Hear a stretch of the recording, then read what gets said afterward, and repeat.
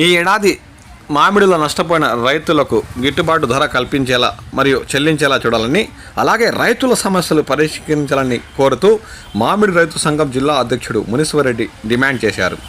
చిత్తూరు గాంధీ విగ్రహం ఎదుట శాంతియుత నిరసన చేపట్టారు. తొలుత గాంధీ విగ్రహానికి పూలమాల వేసి నివాళులర్పించారు. సమస్యలతో కూడిన వినతిపత్రాన్ని సమర్పించారు. ఈ సందర్భంగా మునీశ్వరరెడ్డి మాట్లాడుతూ రైతులను గుజ్జు పరిశ్రమలు ర్యాంపులు దగా చేశాయన్నారు. ప్రభుత్వం కిలోకు 4 రూపాయలు రాయితీ ప్రకటించడంపై ఆయన ధన్యవాదాలు తెలిపారు.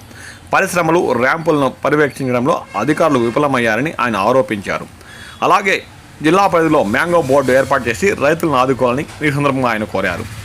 ఈ కార్యక్రమంలో సంఘం మాజీ అధ్యక్షుడు జనార్దన్, రాష్ట్ర నాయకుడు రామనాయుడు మద్దతు పలికారు.